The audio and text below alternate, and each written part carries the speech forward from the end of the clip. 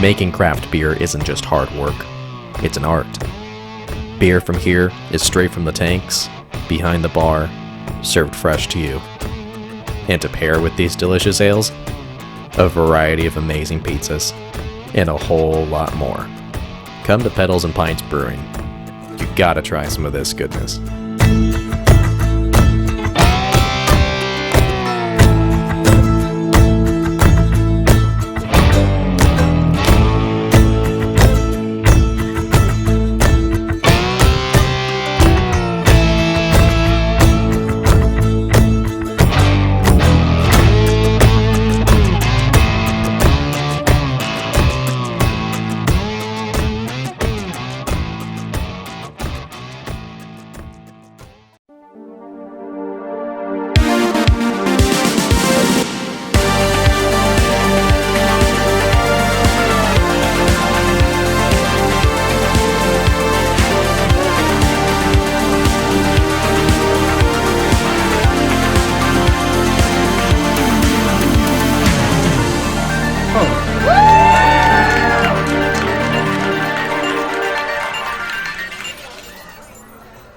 Tonight we have he was pre-COVID. His roots were being a DJ, and it made him the life of parties and gatherings everywhere. He's also managing partner and creator of Casa Eden for the Casa Eden nightclub. Please give it up to my buddy Paul Flannery, aka DJ Sweet Pea. Woo! Bow, bow, bow. Burr, burr, burr.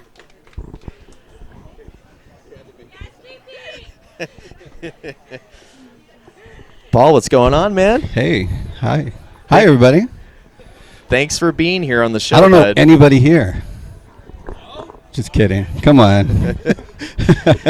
Paul, you and I, we had some great discussions in the past about your business, and we've done this at Eden. Since a while back ago, we've talked about how we could geek out about what you do and DJing, what it's like to run a business during COVID. But things have dramatically shifted all of a sudden since we've talked about this. I'll say. Absolutely. Huge. You just recently lost your place of business. Tell me a little bit about what happened. We don't know yet. I was there when it happened, so I can assure you that it wasn't, premeditated. Because we did get those messages, by the way. Like, people were already commenting, thinking that it was, not legit. I was there. We were prepping for the evening, getting a lot of stuff ready, and we were just getting out of our lunch break. So we had, guests and customers that were there that were finishing up lunch. And I was sitting at the bar, and the lights over the bar just went out. So I thought nothing of it. I'm like, well, maybe a breaker went out or something. And about 5 minutes later, we start seeing smoke. And then I hear our GM come out and say, hey, everybody get out, blah, blah, blah. So everybody runs out. And we look up on top of the roof, and it's already engulfed. There's already flames. So and you had already customers in the restaurant, right? Well, we had customers on the patio, on the outdoor patio. So we evacuated everybody out, and it took pretty quick. I mean, it was really, really fast. What would you say, how long a period of time was it from the minute you found out versus exiting? Between all that you looked back and you said, my place is completely on fire. Minutes? A minute. Just a minute. A minute. It was at That's insane. that fast. And where were you when this happened? I was in the bar, and then I grabbed what I could, and we ran out, and there was really nothing we could do because it happened so quickly. I mean, one of our bus boys grabbed a hose and tried to put it out that way, and just couldn't reach the fire, and it was just, people were frantic and trying, going crazy, but we just couldn't. The problem was it was so high above the roof, we couldn't reach it. We couldn't do anything so all we had to do was just sit there and watch it burn while we're waiting for, help to arrive. So the police department showed up shortly after. I would say probably, I got there pretty quick. I would say about 7 minutes in. But for a fire burning, that's like an eternity, So shortly after that, the fire department showed up, and then they do what they do, So right now it's undetermined. We don't know exactly what happened. I don't believe it was a kitchen fire. The reason why I don't think it was a kitchen fire is because the guys weren't cooking at the time. They were prepping for dinner. They had already finished what they were doing.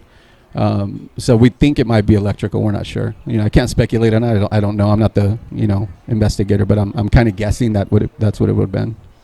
And all this happened at the worst possible timing. You course, have yeah. everything was happening with the pandemic, which, you know, right now to even do this, we have to be socially distanced and safe.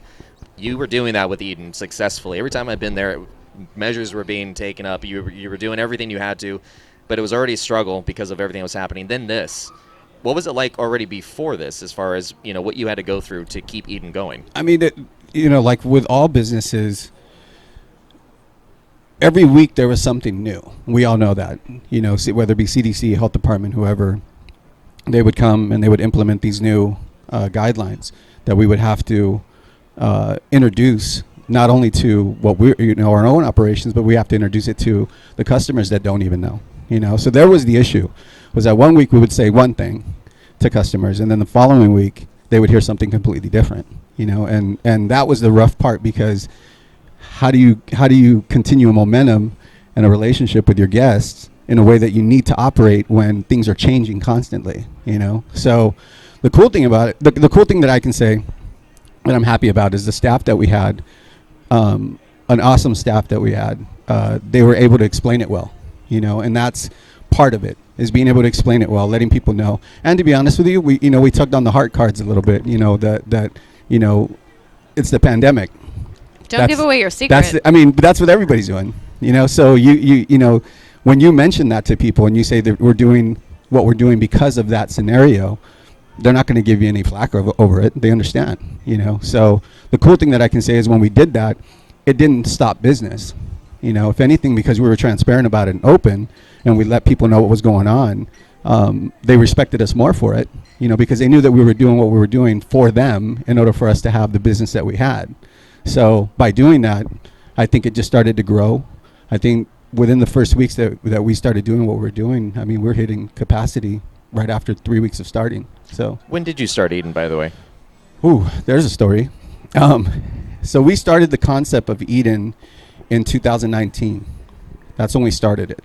And basically what it was is, I would say around summertime 2019, I approached the owners, which Carlos, the owner here at ADOBE Cantina, was gracious enough to open up the door to me. And we sat down and we talked. We've known each other for a number of years, but we've never worked together. We've known each other respectfully for our positions, but we've never worked together. But we've always had a good we've always had good conversations. We've always talked. We've had a good rapport. So I went to him and I said, look, originally, moons ago, when that place was Padres, for all you guys over 45, I think 40, 43. There's some young people raising their hands. There's no way they got in legally. So, you know, I have a history with the venue. I know the venue pretty well from working with the old owners from before. So I approached them on an idea, and I basically said, you have the restaurant, which is Mexico Grill, and you have the bar side of it, which is your tequila lounge, quote unquote. And I said, why don't we just create a whole new concept just for the bar lounge area, and basically divide it into two separate businesses. So I went to him with the idea, and it was basically what you call a fictitious name that we were planning on turning into a DBA sooner or later. But we wanted to, have a proof of concept first. So that's what we did. So that was, like I said, mid 2019. And then him and I jumped on another project that put it on pause for probably about 5 or 6 months. And then after that project didn't, work out for us, we went back in December of 2019 and then revisited this whole idea again. And when we did it, I basically told him, I said, look, I need X amount of dollars from you so we can decorate the place. And what we did was, if you guys have all been, we made it look like a Garden of Eden type feel. That was the feel for it. So me and a couple of buddies, we took a couple $1,000s that he gave us, went downtown, bought some cool stuff. He did all the work for it, decorated it, put a lot of work into it, and it came out great. So leading into 2020, January 1st, we're set. We're like, okay, cool, we got everything together. So I started making phone calls to my connections that I know throughout the area, letting them know what we were planning on doing. And we put together this nightly schedule we were going to have something happening every single night of the week. And one particular thing that I was kind of really bummed about, now that we're talking about it, is I have some affiliates with Guitar Center Corporate. And we partnered up with them. They were going to come on board with us. We had a live entertainment program scheduled with them that they were going to come on board and supply and help and promote and sponsor and everything. And unfortunately, that didn't happen. So moving forward, throughout the whole month of January and the whole month of February, we're pushing this promotion. We're letting people know we're open, but here's what's coming. We're open, but here's what's coming. So the official launch of everything that we had put on a schedule was supposed to happen the first week of March. And we all know what happened then. Right then is when it all started being the shutdown. COVID came in and said, hold my beer. Yeah. So, I mean, you've been a DJ for a long time, and being then a business owner, essentially now you're a full-time businessman on both ends of the thing, so you can do both. Explain to me the alchemy of how those two things can blend together. How did you do both? Like, how did that work for you? Well, for me, I think for me it worked because I was always very interested in the business side of things behind the scenes. Being a DJ as long as I've always been the frontline guy. I've been the spotlight guy. So, with my career that I had out here, with the career that I had in Hollywood, the career I had in Vegas, coming back here, there was this huge,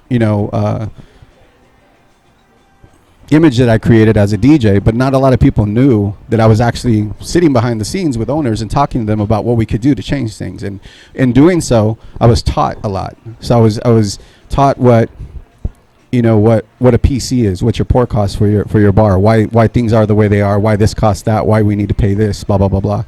Operations. I've always been I've always loved hospitality. So being a host, DJ, promoter for the events that I've done, it just came naturally that once I started getting to the operations sides, I would concentrate a lot on the hospitality part of it. So for me, it went hand in hand. There's not a lot of DJs I would think that know that. There's a very small community of DJs that I know that have gone out there and have either opened up a club or got involved more with the promotion side. But it's not, I'll be honest with you, it's not easy, because you have to have that balance between the two, where you have to allow the business to have its own identity as well, even though you have one.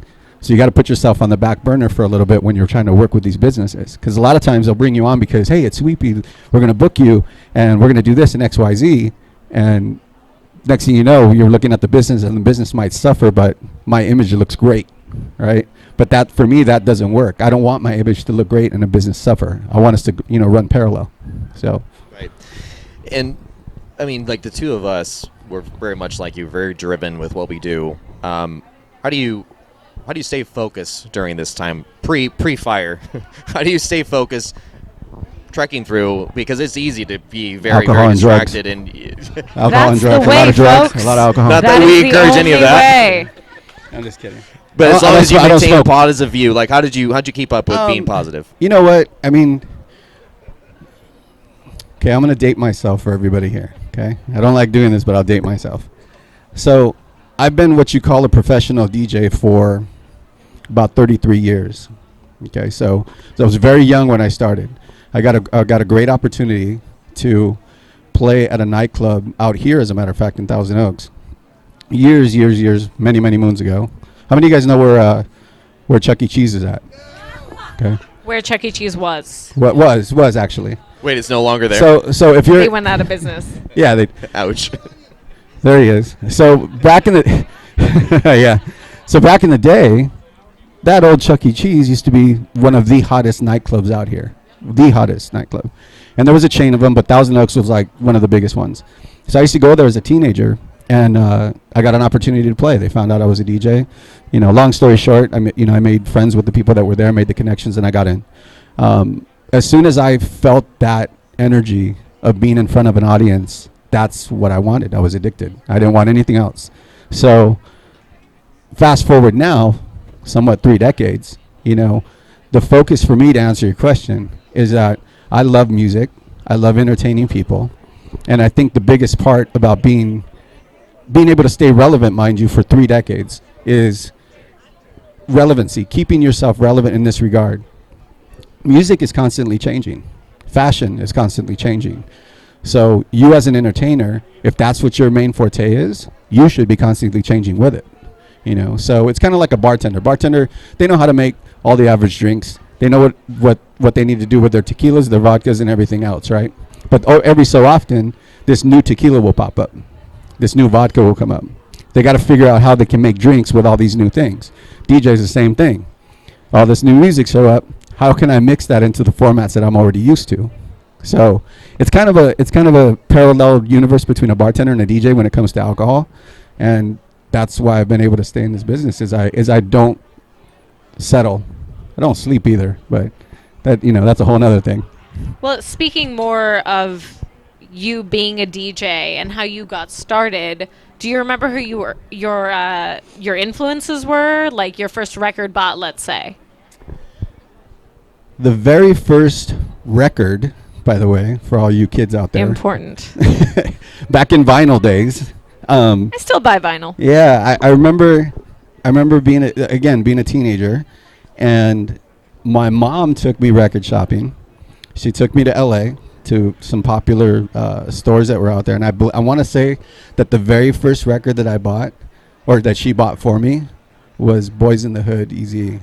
Nice. Yeah. Word up. Great answer. That was one, and Classic. I still have the original vinyl, the original cover, but that was probably there was probably I would say 6 or 7 records that I can't remember all of them, but I distinctively remember that was one of the first ones that I got. So What's it like when you're hired as a DJ?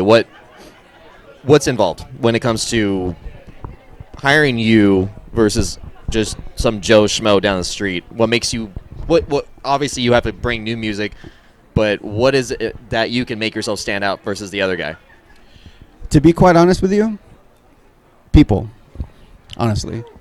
I think that if it wasn't for the audiences I've played for and the opportunities that I've taken advantage of by being able to play in front of that many people, because I'll be honest with you, you could be the best DJ in the world, but if the crowd that you're in front of doesn't like you, it's very hard for you to create any kind of a image, you know. So you would say you play off the crowd when you're DJing? 100%, and that comes from the beginning stages where I had a few mentors, I had a few people that were teaching me the ropes and whatnot. So it was kind of like, you know, I'll give you an example. I've said this every time I've got into a conversation about music and entertaining a crowd. I've always said this, and I think that everybody here will agree. You take any genre, okay? You take hip hop, you take rock, you take disco, you take anything, any genre, country music, anything, right? If you're a DJ and you're playing the hits in that song and you're mixing them well, the chorus lines in those popular songs that everybody knows, they're going to scream, and the energy is exactly the same in every genre. Think about it. Everybody gets crazy when they hear their track. Is it possible at all that they would get crazy if they weren't under the influence of anything at a nightclub? If It they helps. weren't drinking? No, it helps. It helps. I'm For saying sure. if they were For not sure. under the influence, would For that sure. even register in your experience? Hey, there's a lot of variables. Number one, but absolutely. But I mean, I'm not a heavy drinker, but I would think that for the people that out there casually drinking when they go out and they whatever, they do that purposely for the buzz and the high, where they're going to get more energy out of what the experience is that they're feeling, right? So if they're getting a bigger experience or more intense experience when they're high, lit, whatever, they're going to remember it, and you for it. So that's kind of what DJs, I believe, unfortunately nowadays forget about. They forget about the crowd. They forget about the people. They forget about what you're there for, and I know tons of DJs, and I can tell you there's a small percentage that get that. You might get an opportunity to play your local spot or your local places, but I've always said this: if you've got the opportunity to play at a club, bar, pub, or whatever, and the place is already busy, they just hired you to come and DJ, what have you done? You're just a stand-in for what they need. Now, if you've taken that crowd from 150 people to 350 people because you were there and you contributed to it, then that makes all the difference, right? But there's a lot of guys out there that don't understand that. But that also comes from sitting down with an owner, understanding what their goals are, what they want, and what goes on. You and I were talking about something regarding favorite DJs. Yeah, so I told Damien that I wanted to ask you this. We were speaking on your influences a bit earlier, but I really wanted to know, like, who were your, let's say, 3 favorite DJs when you got into this, or even now? let's see. At that time, as a kid, when you first start DJing, the first thing you want to do is you want to scratch and mix and just go crazy. That's the first thing. Whether you're good or not, you're going to try it. Well, it takes right? a whole year, if I remember correctly. I mean, everybody does it. Everybody does it. There's naturals, don't get me wrong. When I first started, I picked it up pretty quickly. For some reason, it just hit me naturally, some of the stuff that I was doing. And over time, it got better. But to answer your question, there's 2 DJs specifically at that particular time that had everything from, and mind you, there was no social media back then, okay? So in order for a DJ to have a reputation back then, you had to be good. You had to know what people were doing. So you're talking like it was all underground. 100. Well, not necessarily underground, but even in the commercial scene, you would have to look at. Let's look at the late '90s to the mid 2000s, right? If you were a known DJ, and you knew what were going on, bye Courtney, and you knew what and you knew what was going on. I think that you could figure out the city or state, and then you would know what DJ was kicking ass out there, right? That's just how it was. We all knew, we knew who this person was. We knew who that person was. So for me, there was an East Coast DJ and there was a West Coast DJ that kind of molded me into what I do, right? So first off, the West Coast DJ was DJ Joe Cooley. Joe Cooley was part of Rodney O and Joe Cooley, which is if you're a hip hop head from back in the day, you'll know who I'm talking about. But the way that he used to scratch, I was hypnotized by it. The way that he could transform and scratch and mix and do everything and beat juggle, I was hypnotized by it. So from a technical standpoint, it was him.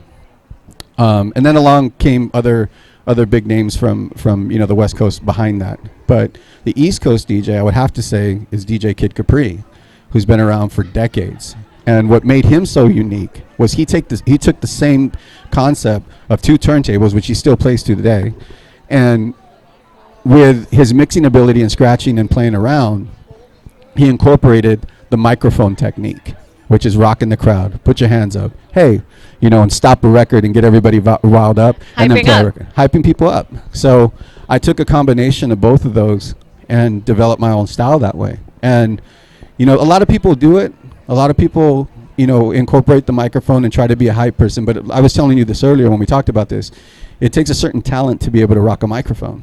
Because otherwise you're hearing, it gets a little crazy. And most people know that when you go to a club and you hear a DJ talking on the microphone and they don't know how to, hold it, or they don't know how to talk. They're like, it's just, there's too much feedback and too much stuff going on. So it takes time to be able to really understand how to use that. So what I did was I took that and then I would tease the crowd. I'd play around with them. One of the biggest things I used to do, especially when I used to play vinyl, was anytime a record skipped back in the day, you hear the ooh, oh, like you just screwed up, you know what I mean? But I would flip it around on everybody, and I would stop the record, and I get on the microphone, and I would tell everybody, hey guys, this ain't no pre-recorded shit. Like, relax, this is live. This ain't, and then people would, have fun with it or whatever, and then, we go on. So those 2 DJs are the ones that really got to me and basically catapulted me into the scene. And then over time, I've taken a little bit from everybody. I think in order to be a proper entertainer and even to be a proper host or even a business owner for that matter, is that you still need to be humble enough to be inspired by things that other people do. You know what I mean? There's a lot of business owners, a lot of DJs out there. They think they know everything. They don't. I don't think I know everything. I love learning. I had an argument with somebody. This guy comes to me and says, you think you know everything? I said, I don't know everything. I just know more than you. There's a difference. There's a big difference, Well, you spoke a little bit about scratching with the technical side of it. Yeah, scratching your shoulder. What I want to ask is, I've heard from other DJs, Z-Trip and newer DJs like that. Z-Trip's amazing. Z-Trip, yeah. He's my boyfriend's favorite, so I know who he is very well. But he says that it took him a year to learn how to scratch like he does, and I've heard from other DJs that it takes about a year. How long do you think it took you until you felt comfortable really going at it? Hours. No, I'm just kidding. Wow. Kidding. No, I don't think I've ever heard that. I'll be honest with you. I don't know what the average time would be for somebody to learn the basics. Just like everything else, scratching has evolved as well. The way people used to scratch back in the day, the technical attributes of how you did it with the equipment that was in front of you, it's changed. There's a lot more to it now. I can tell you now that that there's more advanced techniques now than ever before, and there's some that I can't even touch. Like it's way out of my. Well, there's also a lot of systems that make it a lot easier. True. Yeah. I mean, yeah, that's a whole big subject too. I kind of want to know that. That's a whole big subject. Let me ask you. So you have new equipment versus OG, and we're going back 90s, let's say. So it's drastically different. I know that, and I'm not even anywhere near a DJ, but I just know that equipment has changed. What do you think of it as far as what it is now versus what it was before? Better, worse? Do you have favorites in equipment, brand that you like? I'll keep it simple. I love evolution. I love things to make it easier or better or whatever. I really love it that way because you're coming from a guy that was totally analog at the time. So a lot of the stuff that we were doing back then, a lot more difficult, to be honest with you, because of the equipment that we had in front of us. So there's older DJs that'll look at this newer equipment like, if I had this back then, are you kidding me? Like, how easy it would be. So I think there's two ways to look at it that's very important. Number one is who are you trying to impress with the equipment? That's the number one question you have to ask yourself. When it comes to another DJ, of course the ego steps in and I got the best equipment and I got this, and then there's always that argument between, who plays on a digital this, who plays on that, or whatever, right? So the way I look at it is I'm not trying to impress them. Unless the guy's getting me a gig, I'll do that. But I've never wanted to impress other DJs my whole career. That's not what I do. My thing is You're about the people. Right? Now let me ask you this: do you think the people care what I'm playing on? No, they just want to see you have a good time and they play want, that they music. Want exactly. They want to have a good time. They want you to play the hits. Don't train wreck while you're doing it. That's what they want. So. I see a lot on especially on Facebook. There was a time where that's all DJs were talking about. There was this comparison back and forth, and real DJs do this and real DJs do that. As far as equipment's concerned, but in my opinion, real DJs entertain your crowd. Period. That's what it's about. So you have to put that ego aside. Don't get me wrong. All DJs are egotistical. There's not even a question. They all are. Well, it's a selfish industry. It's one of those industries that it's all about you at that particular time, which I understand. But you also have to look at it from the longevity of it, of being able to rock crowds, develop relationships, and do all that stuff. And a lot of times people forget about that, especially DJs that haven't been able to get to that point, and then they get to that point and they have no clue what to do with it. Well, speaking more on that note, when you got to that point, or even before, when did you really know that you wanted to be a DJ? What was that moment for you? Oh, very early on. The first time I saw turntables and I saw a DJ play, I was probably 12 or 13 years old. First time I saw it. And immediately that's what I wanted to do. That was just the moment you knew? That's it. I wasn't really big on toys. Or action figures or anything like that. I really wasn't big on it. My brothers were. It was always music for you. It was always music. Always yeah, music. but I dare say I want to reach out here, and I think what it is that you're about the people. Totally. Because at that point, you saw everyone happy. You want to make people happy. I think that's what appealed to you too, right? Absolutely. I'll give you a perfect example. When I got my first gig, I was 14 years old. When I got my first gig, wow, that's early. DJing a house party, 14 years old. And it happened to be one of my younger brother's friends that was having the birthday party, and they hired me to do the party. I can't remember how much money I made off of that. It was probably nothing, but at that time it was something, right? So I DJed this party, and, at a house party, you're seeing the energy of the crowd again, So at that point, that's what I really focused on, was just entertaining and just doing it from that perspective. And as I got older with it, I would still do these house parties. And by the time I got into clubs, it was a whole different story. But I think what centered me into into that zone was that's what I wanted to do. That's where I wanted to be. So even at these house parties, I wasn't drinking, wasn't smoking, wasn't doing anything. I was seeing all my friends do it and wilding out. But I was more focused on, making sure that I'm playing the right music and getting people hyped up. I don't think I took I'm gonna be honest with you, I don't think I took a sip of alcohol, serious sip of alcohol, till my late 20s, something like that. Well, I'm just curious. Sorry, I'm going to cut you off before you even start. Speaking on what he asked you before about equipment, playing a party at 14, what were you using? I played on a very small mixer. I played on a single turntable, a single turntable, right? And I played on a single cassette player.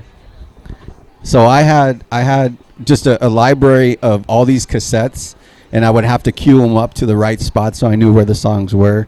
Believe me, it was very tricky. But and I'll be honest with you, it wasn't even close to being, a real mixing DJ or technical DJ with that music. But those were my first two things.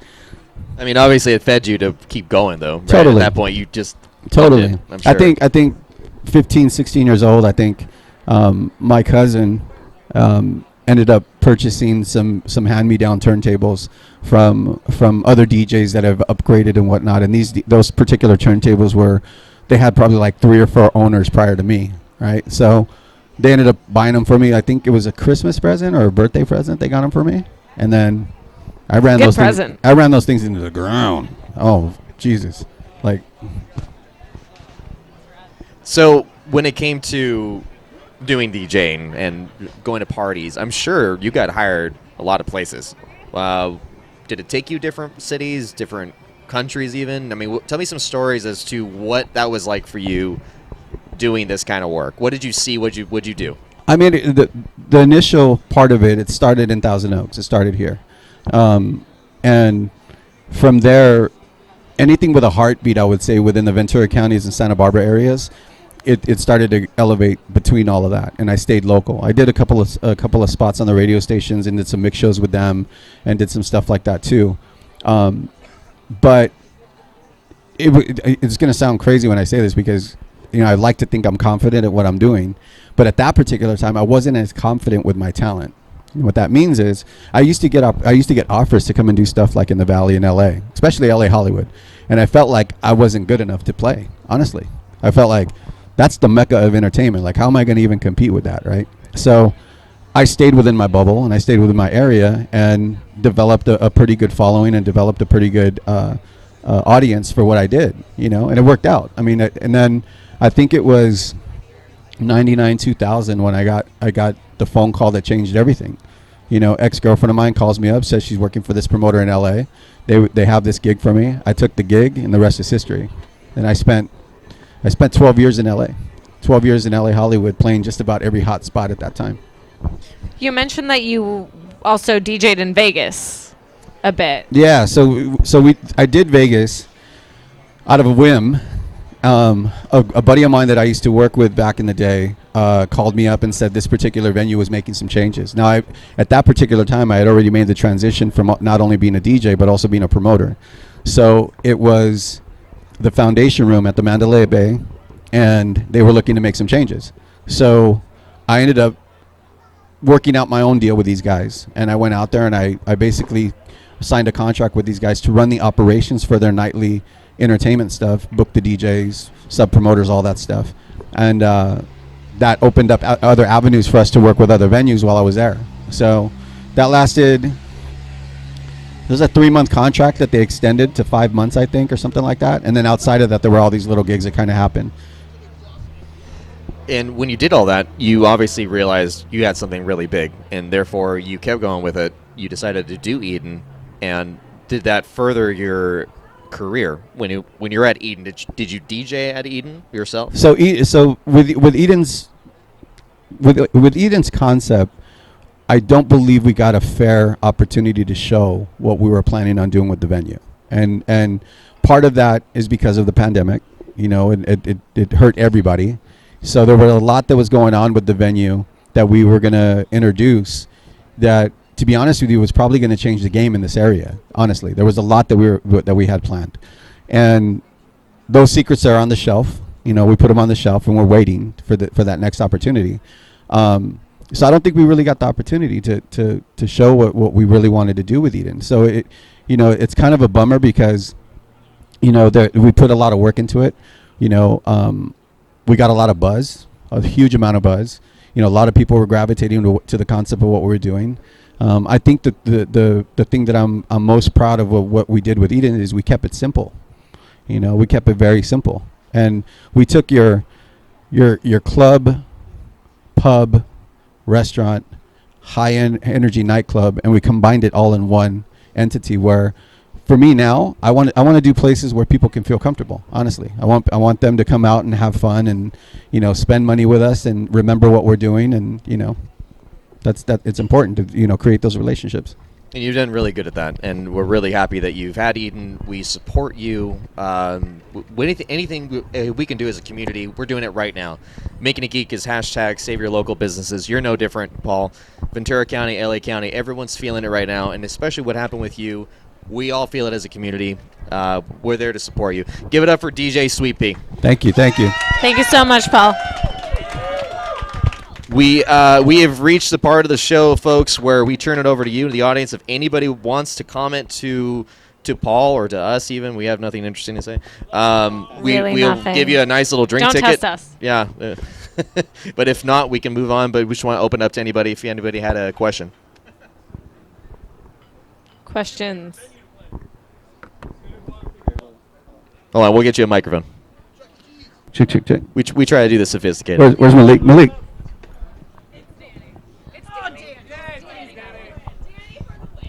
What was your favorite bar, club, any venue or anything that you played? What was your favorite?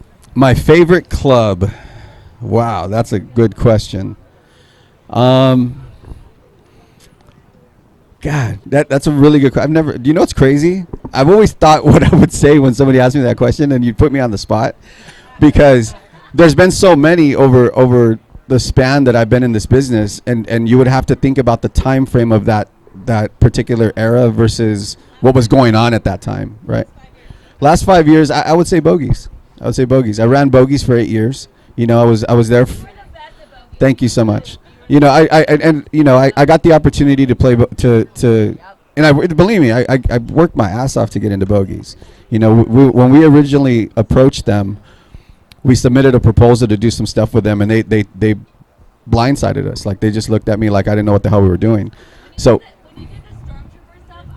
yeah, that's great.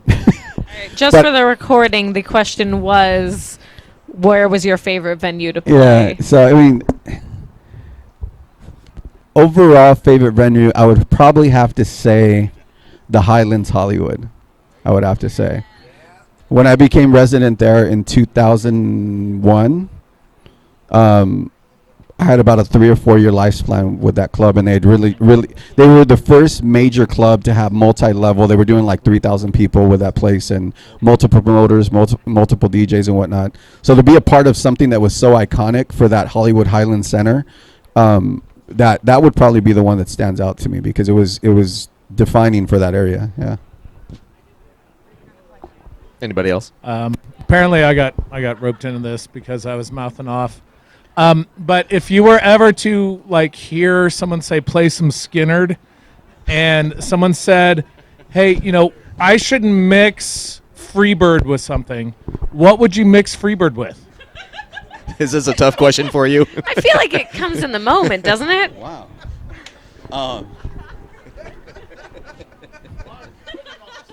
Okay, hold on. Let me think about Get that this. guy a drink ticket now. Give me a. He deserves it. I'm going in my Rolodex right now. I'm trying to like think about the music selection that you just talked Question about. while he's Rolodex, thinking, huh? to the question askers, was your goal tonight to stump him? You guys did it twice right. already. You guys did it. What? Okay, wait a minute. What song are you talking about? Sing it. Sing it, Mark. Ah, there we go. Sing it. 'Cause I'm free as a bird. Wow. That doesn't register And, at all. and Sorry. this bird, it will not change. It sounds like a drunken So, happy like, if birthday someone to me. said, like, play some Skinnerd and, like, you know, I think the question is, Bird. what would you mix Skinnerd with? Wow. You know what I'm doing right now by listening Not a to bad that? answer. I'm thinking BPM in my mind right now. BPM is fair. basically I know, the 'cause speed of the record, I'm right? I'm with you, thinking of 'cause the speed of the Beats record, right? per minute. beats per minute. Wow, I that's got what an amazing question, right? Because there's a lot of like people that get out to bars that aren't necessarily into the DJ stuff, but they're still there. Yeah, So, yeah. like if someone said like play some Skinnerd, man, like you could totally get a whole different I can't believe I'm so stumped right now by freaking this genre. question. That's amazing. Let me get back to you on that one. See us after the yeah, show. That's kind of so much for rocking a crowd, right? Well, do you even take requests when you're DJing? You know what's funny is there's a lot of DJs that harp on not taking requests. You see a lot of it. You see them saying, they wear a shirt or a hat that says no requests and all this stuff. And I feel like Dicks. totally. I feel like here's how I feel about that. I feel like if you're trying to gain fans and gain popularity, and you have a big no request on your hat or your shirt, it's such a standoffish move. It's like you've already put the FU in front of them before they even talk to you. Once again, you're about the people. That's interesting. Absolutely. It really stands out with I would say. So here's the thing. I would take the request, and if it's something that I wasn't fully on with the request, then I would gradually, politely say, I can't play that, but I would give them a suggestion, something similar to what they requested. I would say, well, why don't, I can't play that, but why don't I play this? Well, no, can you play that? It would go back and forth, but eventually I would find we've just created a relationship now. You know what I mean? So I'm not that guy. I would love to talk to people. I don't mind people coming up to me and asking me to play something for them, talk to me. I don't mind. I actually love it. So, yeah. Well, way to go. Great job with the two questions that we had. Oh, we got one more. We have one more question. What is your favorite song to play as a DJ? Oh, that's an easy question. It's whatever will make you dance. Nicely Great said. answer. Nicely said. What a great answer. All right, we got one more, and then we're going to wrap up One more here. question, guys. When's the next Hush Party? It might be I coming. don't know if that's suitable. We'll see what happens. We'll see what happens. It's coming around. It's coming around. All right, guys. Well, thank you so much to the ones that had the questions. Come see me for a drink ticket. Paul, thank you so much for being on the show. Thank you really for having me, appreciate guys. it. so Really much, Paul. appreciate it. A Thank big you. thank you to ADOBE Cantina. Thank you so much for having us. It was very last minute, so Very thank last you guys. minute. Yeah, Paul, we're going to be here, right here for you. As a patron, as a friend, you have my support. I know that the city has your support. You will come back from this. Eden will be back. We promise Everything you talked about before, you'll I have. appreciate it. Thank you, guys. Thank you. Paul, where can folks find you on social media before we go? Casa Eden, all the socials. It's pretty much Casa Eden, Agora Hills. Myself, DJ Sweet Pea official, on all the socials. My number's on there, everything. I respond to everybody's messages. I'm not one of those guys that does, just kind of plays it off, but I respond to everybody's texts, messages, DMs, all that stuff. So I love interacting with people and letting them know what we're doing. So Sounds good. love you too. You can find us on YouTube at Making a Geek Podcast, also everywhere you consume podcasts for the audio versions, also on Instagram at Making a Geek _podcast. Like we mentioned before, our show, another one we have is March 4th. It's going to be at the Tipsy Goat Pub, and that's in Thousand Oaks. We'll be discussing and reviewing WandaVision. Don't miss that. Get caught up because there's going to be a lot of spoilers. Thanks to all who came out. Honestly, we'll see you soon. Until next time, keep calm and geek out. Good night, everybody. Thank you, guys.